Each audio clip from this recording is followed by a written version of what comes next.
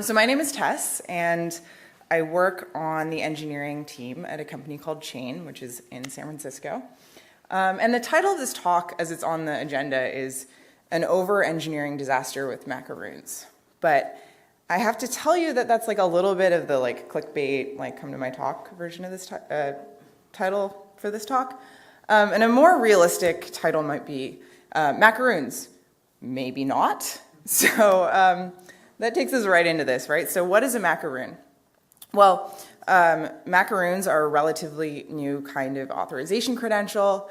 They came out of Google in 2014 when a group of Google engineers, researchers, wrote a paper about them, announcing them. And then last fall, so the fall of 2017, the engineering team at Chain adopted them. And then by about February, we decided we needed to get rid of them. So it was just like a few months living with macaroons. And so this is that story. This is the story of our time with macaroons. Okay, so to begin, let's talk about one of the most common problems when building services, which is auth. And when I say auth, I really mean the twin problems of authentication, or who you are, and authorization, or what you can do. So between these two questions, you should be able to determine if a given action is allowed. And this is probably sort of a mundane framing, and it was for me too. So on just about every project I've worked on, we've solved this problem in more or less the same way. So this is what we were doing at Chain in spring of 2017, so before macaroons came along. And in this world, when a request came in, we'd pluck a username and password from the basic auth fields, and then check that username and password, check that they were valid together. And if the request passed authentication, we'd stick the user in the request context. And then we'd move on to this authorization check, once we passed authentication, where we'd make sure that this user, given who they are, was allowed to do this. So we set each route up with a policy, like read-write, and then granted individual users permission to operate within each policy. So when a request came in, we check the policy on the route, and then figure out if we'd granted this user permission by checking, again, that token that we'd stuck in the request context. So in other words, we'd set up this access control list, or the set of access control lists inside our service.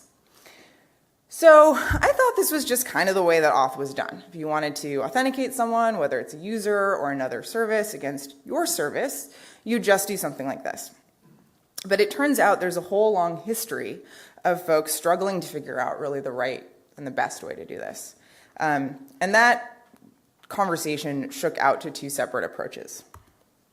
So one relied on capabilities, which is directly granting someone the capability to take that action, and the other relied on identity, which is asking who the requester is, who the entity is, and then determining if they're allowed to do that thing. And that's a little bit abstract, so let me give you an example, which I borrowed from one of the authors of the Macaroons paper. Okay, so let's use this car as an example. It's a pretty nice car. It's maybe a little bit two-dimensional, but probably pretty drivable if you exist in the right plane. And you might ask, how can we determine if this car can be started? So one way of handling this is just to create a key for the car, right? Anyone who has the key, regardless of who that person is, can drive it. So this is an example of a capability-based system. Now, if instead the car had an identity-based system, there wouldn't be a key. So this red car can be our identity car. And this car has to be programmed to ask any potential drivers to verify who they are. And then it looks them up once they tell them. So it does this lookup maybe through a central driver identity service. And then it makes a decision about whether it will start. Okay, so let's extend this metaphor a little bit more and imagine that our emoji friend here is going to a fancy restaurant, which is why he's put on his suit, you can see, and he wants to have a valet park the car. So if this is a capability-based car, he can simply hand the key to the valet, and the valet can take the car and park it. But of course, now the valet can just run off with the car, or if he loses the key to a robber or something. So it's very dangerous to have a token that has complete power.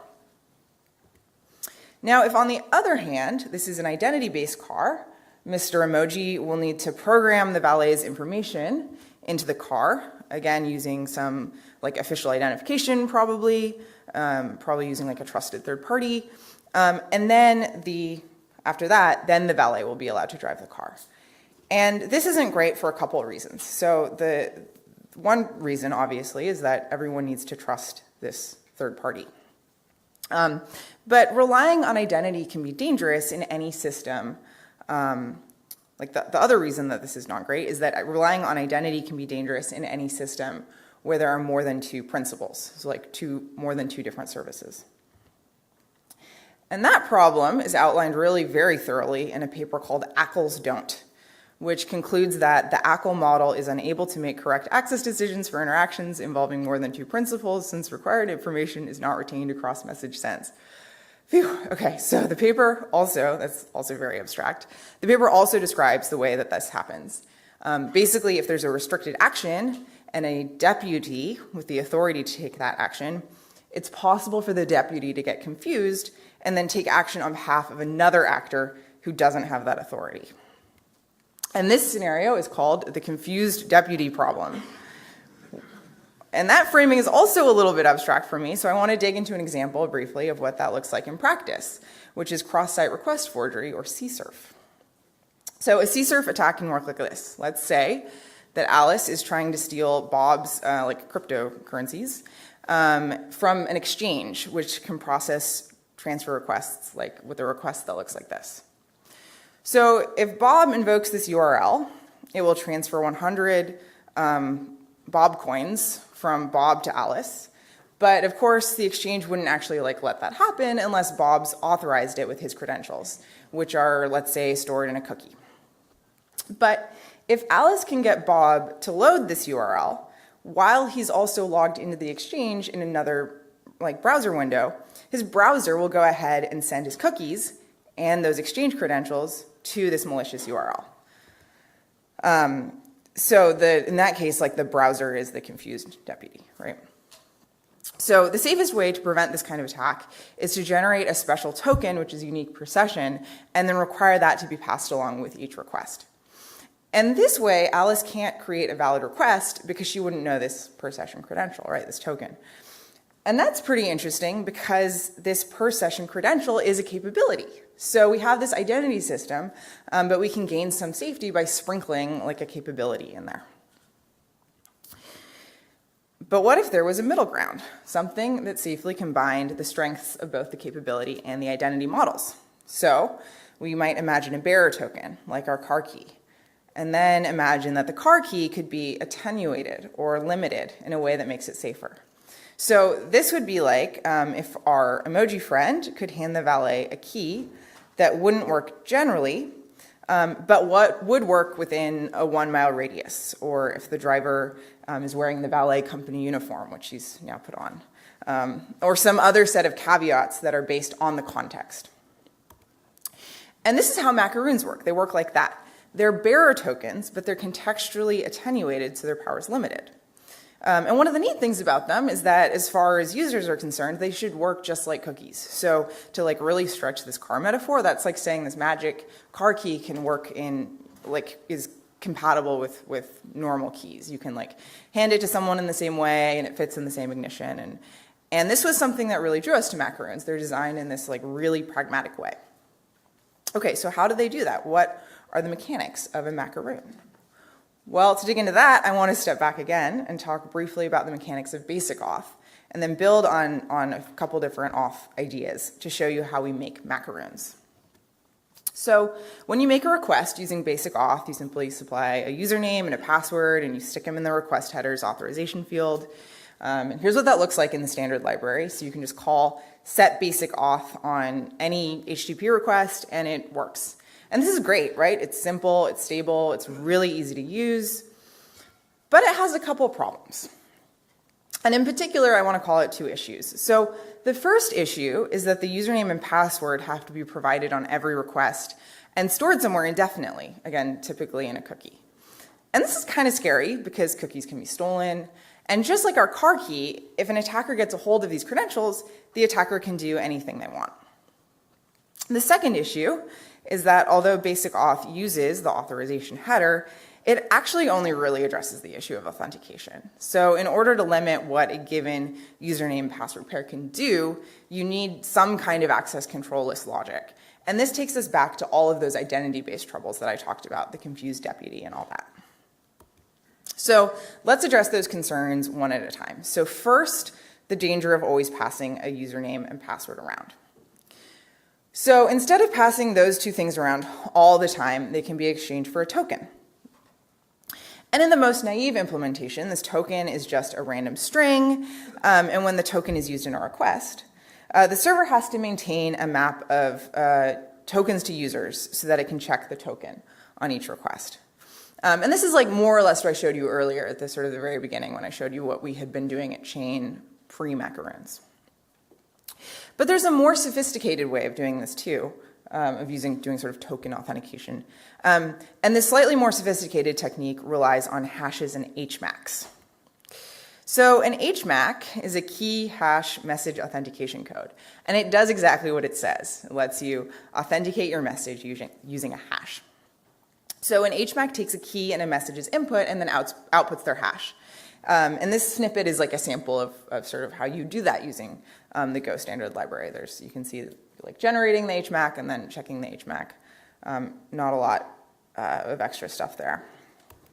And you might say, what's going on under the hood? Well, the HMAC construction can be described in this really easy to understand format, or you can look at the code in the standard library, which is, okay, only a little bit more legible. But the important things to note here are that the new function takes another hash's new function, so you can use any other hash function sort of under the hood. And it also takes a key. And then the return value is a hash. So an HMAC ultimately behaves like any other hash function, except that the output of this particular instantiation depends on the key that you pass it. And then most of the other parts of this code, both the new and the sum functions, which are like the good parts of this, HMAC package. Most of the rest of this is like cryptographic hash gymnastics, so making sure it can accept inputs of arbitrary lengths and things like that. But really the most important thing to note about HMACs is that they can be used to really improve basic auth. So there's no like standard way of doing auth with HMACs, and what I'm about to describe is like a little bit, it's not like a common solution, but I think it's a good stepping stone on the way to Macaroons. So this particular strategy involves storing a single secret key on your server and then using that as the input key and using the user's username, along with the timestamp usually, as the message. So those two things are the inputs to an HMAC. And then the resulting hash becomes the token that can be used instead of the username and password. So in this model, the server doesn't need to store this like additional map of users to tokens or tokens to users. Instead, it can just keep track of a single key. And like all hashes, an HMAC is a one-way function, so no one can get the key out of the resulting hash or generate their own token without the correct key, and that key stays safely on the server. And then the username, along with this HMAC token, can then be stored in a cookie. So we can call this our cookie. And that can be submitted on every request. So tokens and HMACs make basic auth a little safer and easier, but again, they only improve authentication, not authorization. And in order to limit the scope of a request, a server using token auth still has to check this user's permissions. But Macaroons have a way of baking the authorization rules right into the token, and they do that by adding layers to cookies. So if we start with that same cookie from before, which is this HMAC construction, and let's say that evaluates to 1. Now let's say we want to limit this credential so it's read-only. Well, we can create a new caveat, for example, this string, and then create a new HMAC with the caveat. So in this new HMAC, the caveat is the message, and the token from the original cookie is the hash key. So the result of this new HMAC, 2, becomes the credential that we can use on requests. Okay, so this is like fairly cute, I think. But what does this look like without emoji? Well, so this is an example from the Chain code base once we started using Macaroons. And in this example, each team gets its own Macaroon. So the important things to notice here are that we first create an unattenuated macaroon, that is a macaroon with no caveats, and then we add a caveat that limits this macaroon's power to a specific team. So you might notice that we encode the caveat as a protocol buffer, and that's because there's no standard format for caveats, so we just kind of happen to choose protobufs. And this is all also made possible, I should note, by the Go Macaroons package, which we used heavily. And so what's going on in that package? Like, what's going on behind the scenes? Well, this is what a macaroon looks like under the hood. So the location is a hint that tells us where this macaroon is accepted, and we actually left this blanket chain because we only had one target service. And then the ID is a unique identifier, I guess, obviously. And the caveats are a slice of these caveat structs that the macaroon has. So you can have like many, many caveats for each macaroon. And then the signature is an important piece because it's the final HMAC result in that long HMAC chain.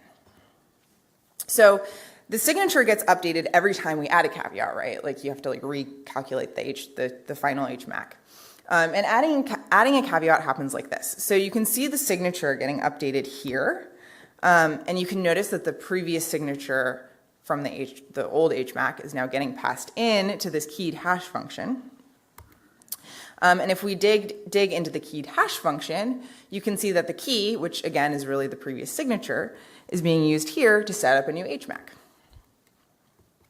Okay, so how is this used in a request? Well, now the entity making the request can pass this whole thing along, and the server can prove that the macaroon is valid by recalculating all of the intermediary hashes, starting with its own secret key. And there's a couple things going on in this snippet, which again is from the chain code base. And first you should like ignore this grayed out section because I'll get to what that's doing in a moment. But you should see here that we're just getting the macaroon out of the request context and then setting up a caveat verifier and then calling verify on the macaroon with that verifier and with the server's secret key. So for us, by far the trickiest part of setting this whole thing up was setting up the caveat verifier, which I've made very small here and also truncated because it's just like a lot of code, but you get some sense of it maybe. Basically, this returns a function that can be called many times, like iteratively, and it knows each of the possible caveats for any given macaroon. Now, significantly, that's not the same thing as it knowing all macaroons, right? It just knows all the ways that any given macaroon might be attenuated. And so because of this, the server will never need to do any kind of identity lookup or check an ACL because the permissions of the token are specified right inside the token itself. Okay, so if you had your binoculars out, you might have noticed the phrase first-party caveat sprinkled around the code. And that's because the caveats I described so far have all been added by the target service, which makes them first-party caveats. But one of the cool things about macaroons, maybe one of the coolest things about macaroons, is that anyone can add a caveat to a macaroon they hold, not just the target services. And any caveat that's added by someone other than the original issuer is called a third-party caveat. So third-party caveats are useful anytime you want a third-party service to also sign off on some action. So the classic example here is an identity service. So like, let's say I want to share my vacation pictures with my family, but I don't want to manage user accounts for everyone. So instead, I might use Google as my identity service, and as long as my sister is logged into her Google account, she can also access the pictures. And these third-party caveats are added more or less the same way that first-party caveats are. So they also get added through HMAC chaining. But there's a couple twists here. And the first twist happens when the caveat is being added. So the third party needs to have some knowledge of the caveat, particularly these two parts of it, the ID and the verification ID, so it knows how to satisfy or discharge it. We use the word discharge in the sense of like discharging a proof.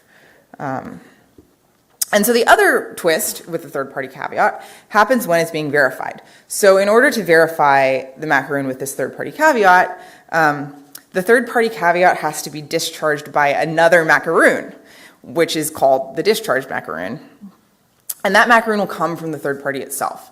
So in this example, my sister might fetch the target macaroon, or the discharged macaroon from Google and then pass it along with her original macaroon to the target service. Although the target service can also fetch the discharged macaroon itself from the third party. And these kinds of gymnastics start to look a bit like something like OAuth, with the key advantage that you've cut out a couple of round trips. Okay, so this all sounds like pretty interesting, I think, on its own, but we got really excited about it at Chain because we saw how Macaroons could solve a problem that we had. And to dig into that, I have to tell you a little bit about what we do at Chain.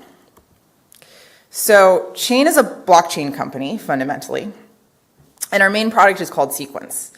And Sequence is a hosted blockchain as a service, and if you want to know what that means, you should come talk to me afterwards because this is really not a blockchain talk. But the important thing to know here is that Sequence hosts many independent private blockchains in a multi-tenant setup, so many teams share each server.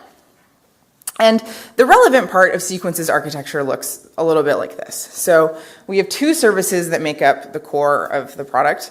And the first is LedgerD, which is written in Go, and it owns all the blockchain logic and interfaces with the main data store, and it provides the API that's sort of like the core product. And then we also have Dashboard, which is a Rails app that provides a nice web interface for users and critically also does all the user management. So Dashboard is the app that knows about users, teams, emails, things like that. And when a customer uses Sequence, they often use the dashboard, but they can also use an SDK in their client app that talks to LedgerD directly. So maybe you start to see the auth problem that comes up here, right? Like, who owns auth? Dashboard is the only service that knows about users, but LedgerD has an API that needs to be protected and authenticated and authorized. So this kind of situation where Dashboard needs to make auth decisions about actions executed inside LedgerD, a separate service, this is really ripe for a confused deputy. And Macaroons are perfect for unconfusing a deputy. And then we were also excited about Macaroons because we imagined a future where people could maybe access like ledgers across organizations or grant each other access between ledgers and organizations. And Macaroons seemed like they could help facilitate that future, although we hadn't really designed that use case yet. Regardless, we dove right in to swapping out our old auth system. So swapping in Macaroons was pretty painless and easy. It took about 2 weeks to do the whole thing. And we decided to have LedgerD, which ultimately makes these needs to respect authorization decisions. LedgerD would mint each team an all-powerful golden macaroon without any caveats. And then it would hand the golden macaroon to Dashboard, which could attenuate it with third-party caveats, at which point it's no longer a golden macaroon, right? It's like a green macaroon, I guess. We used the term golden macaroon. We did not use the term green macaroon. Anyway, Dashboard would attenuate this macaroon with caveats to restrict it to specific users and teams. It would then share it with the end user, who could then stick it in their SDK. So when a client application would make an API request, it would present this attenuated macaroon. And of course, because the macaroon had a third-party caveat from Dashboard, the client application would also need to present this like secondary discharge macaroon alongside the main macaroon. And the discharge macaroon would be valid for 5 minutes at a time. So our SDKs would handle all of that behind the scenes, so the end user would never need to know. But they'd periodically fetch a new discharge macaroon from Dashboard to present to the API. So this was like not a very complicated flow, and we were like quite pleased that we'd managed to isolate all the logic about users and teams inside a single service, Dashboard, and then that Dashboard could communicate all of that to LedgerD just inside the auth token itself. But this talk had the word disaster in the title, so you know something's coming. So here we go. Macaroons, the bad parts. Okay, so one problem was that we just created an availability dependence on Dashboard. So if Dashboard went down and therefore couldn't produce that discharge macaroon, then users wouldn't be able to access the whole API, right? And this was like especially scary since we expected our Go API to probably have more uptime than Dashboard, the Rails app, right? Another problem was that it was very cumbersome to access the API, especially without an SDK. So we'd have to manually fetch a discharge macaroon every 5 minutes and then provide that alongside our main macaroon on every request. And prior to macaroons, it was like pretty trivial for any engineer to run like a simple version of the system locally. But Macaroons made it so difficult to do that, just like cumbersome to do that, that most people just stopped with noticeably negative effects on the code that we were shipping. Another problem was that we let users have roles, like admin. And when someone changed their user role in dashboard, their token would stay the same. So unless they rotated out their token as well, their permissions wouldn't actually change. And this was really confusing to users and like occasionally to our own engineering team, which could possibly have been a problem with the way that we modeled this. Like maybe the concept of a role is incompatible with any capability type auth model. And then on a similar note, revoking a credential took up to 5 minutes. So if we wanted to revoke a macaroon, we need to tell dashboard to stop issuing discharge macaroons, but any given macaroon was valid for 5 minutes, and we couldn't like claw it back once it had been issued. So we ultimately solved in serious scare quotes, this problem by making each request check in with dashboard on the way, which like kind of defeats the whole point of using macaroons, right? And like revocation is really hard, but macaroons did not make it any easier. There are also a few minor but prickly usability issues. So our macaroons were often too long to fit on a single line in any environment, which made it hard to inspect them visually. They're also base 64 encoded, which meant that they included characters that were often like the word boundary for most operating systems. And so like when you double clicked on a macaroon, you wouldn't get the whole thing. And then because they were so long, you didn't know you didn't have the whole thing. And this thing seems really small, but just like leads to a lot of suffering, basically. And then finally, probably the biggest problem, was that the word macaroon turned out to be contentious. Because like in this context, a macaroon is a cookie with layers. But in a bakery, the cookie with layers is actually called a macaron. So one of the authors of the paper, the Macaroons paper, tried to address this by saying that a macaron and a macaroon are the same thing, but my pastry enthusiast colleagues were not convinced, and we just lost hours of developer time arguing about this. So at this point, you might be thinking to yourself, wow, I was like super sold on macaroons, and now I feel like I've had the rug pulled out from underneath me. Well, believe me, I know how that feels, and my whole engineering team does too, because we added macaroons to our system in October, and by January, we were starting to have serious doubts. So by the end of February, we decided we were going to remove macaroons and go back to a more basic auth system. Not basic auth exactly, but what I like to call pumpkin spice auth. Pumpkin spice auth unfortunately duplicates some auth logic across the two services, but it didn't have any of the issues that macaroon had.